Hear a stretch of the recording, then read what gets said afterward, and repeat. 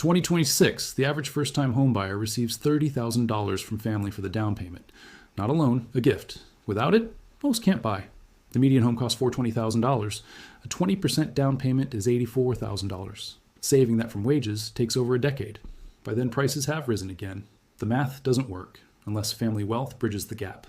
This isn't about merit anymore, it's about inheritance. And inheritance is rewriting who gets ahead. The pattern is measurable. In 2000, roughly 25% of first-time buyers received family assistance. By 2024, that number exceeded 50%. Half of all new homeowners didn't save their way in. They inherited their way in, not through wills, through transfers, parents gifting down payments, grandparents releasing equity, family wealth deployed before death to secure what wages can't reach. This creates two economies, one where parents can help, one where they can't. The first group buys homes in their 30s, builds equity, locks in fixed mortgages, watches assets appreciate. The second group rents, saves slowly, competes against cash offers, gets outbid, stays renters, longer, often permanently, same education, same work ethic, different starting capital. And starting capital now determines outcomes more than effort. The consequences compound across lifetimes. A homeowner at 30 pays a fixed mortgage, say $2,500 monthly. By 50, that payment hasn't changed, but the home has, from $400,000 to $700,000. $300,000 in equity. Built automatically, the renter pays $2,500 at 30, but by 50, rent is $4,000, no equity, no asset. Just decades of payments. To someone else's mortgage, the homeowner retires with wealth, the renter retires with receipts. If you're watching your peers buy homes while you're stuck renting and wondering what you're doing wrong, stay with me. Because this isn't personal failure, it's inheritance economics, and understanding it changes everything. Now trace this back. In 1970, a single income could buy a home. No family help needed. Wages covered down payments within a few years. Prices were tied to local incomes. A teacher could buy. A factory worker could buy. Inheritance mattered. But it wasn't decisive. Effort still worked. The system rewarded labor, not just wealth transfers. What changed? Asset prices decoupled from wages. In 1970, median home price was 2.5 times median income. By 2000, it was 4 times. By 2026, it's 8 times. Wages didn't keep pace. A salary that once bought access now barely covers rent. And the gap keeps widening. Because assets appreciate faster than labor. This is Piketty's core insight. When returns on capital exceed economic growth, wealth compounds. And inheritance becomes the starting line. Here's the mechanism. Parents who bought homes in 1990 paid $150,000. By 2026, those homes are worth $600,000. They gained $450,000. Not from work, from holding.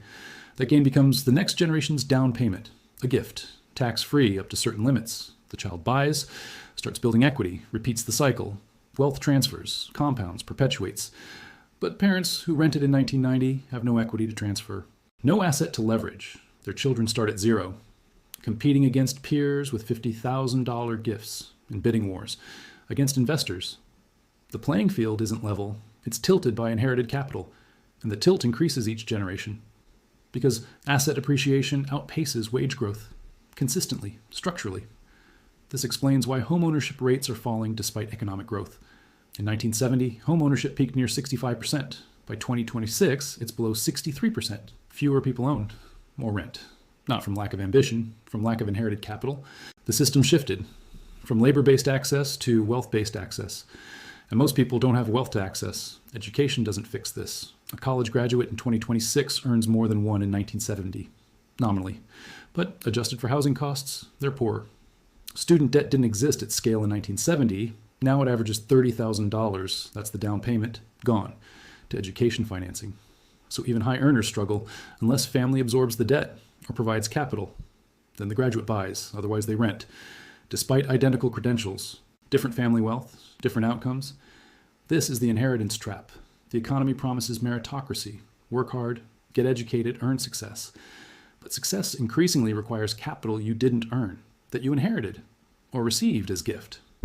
The rhetoric stayed the same. The reality shifted. And the shift is accelerating. Because asset prices keep rising, faster than wages, faster than savings, faster than effort can overcome. Marriage becomes a wealth merger. 2 incomes help. But 2 incomes without family wealth still lose to 1 income with a $50,000 gift. Couples delay buying, waiting, saving, watching prices climb. By the time they have the down payment, they need more. The target moves, And every year renting is equity they didn't build, wealth they didn't accumulate, compounding they missed. The dating economy reflects this. People increasingly partner within wealth brackets, not consciously, structurally.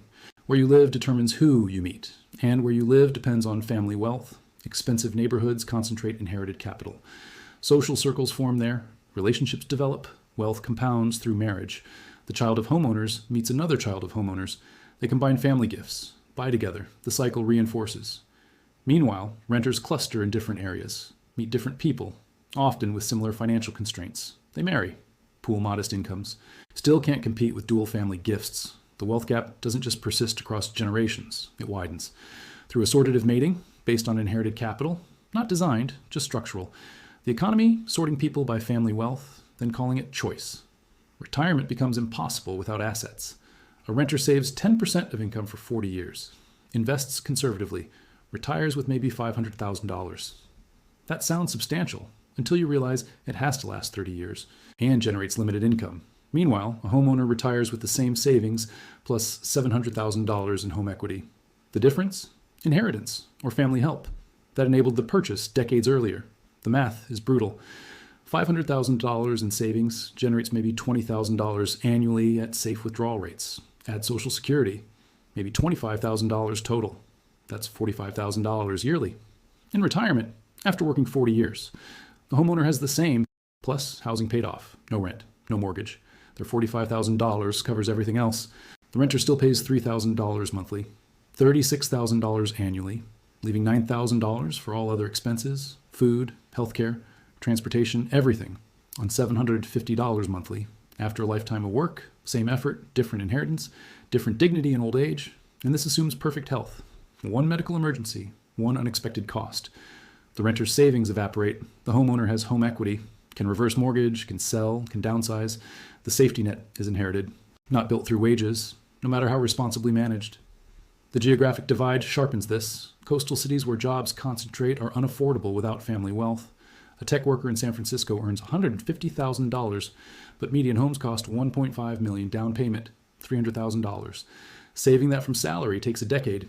If rent doesn't consume raises, which it does, so tech workers with family help buy, those without leave, or rent permanently.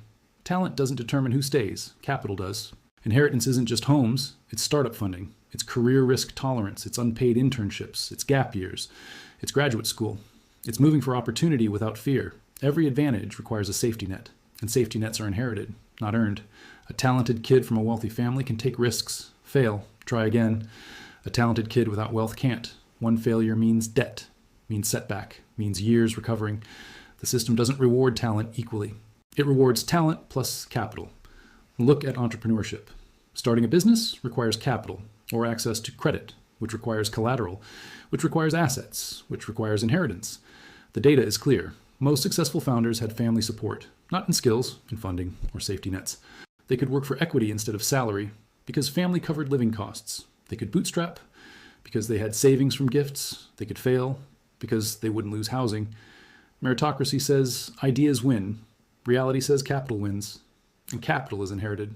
The gig economy promised freedom, flexibility, independence, but it requires assets. A car for rideshare, equipment for freelancing, savings to cover gaps between projects.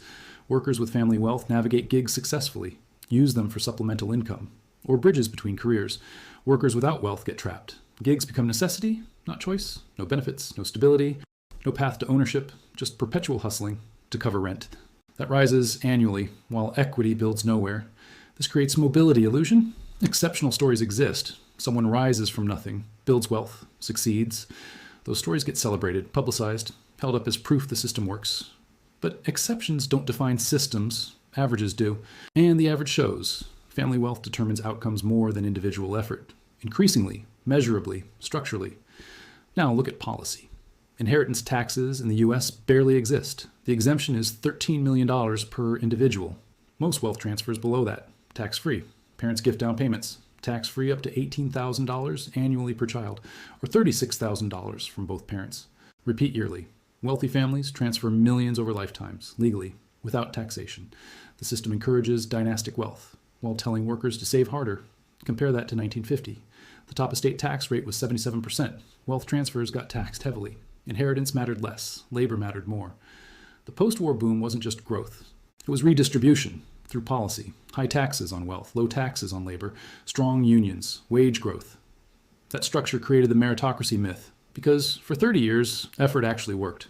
Then policy shifted, taxes fell, asset prices rose, and inheritance returned. This is the uncomfortable truth. The meritocracy period was an exception, not the rule.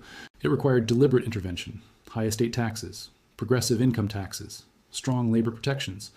When those faded, the old pattern reasserted: wealth concentration, inheritance dominance, and the gap between those who inherit and those who don't widened, permanently, structurally.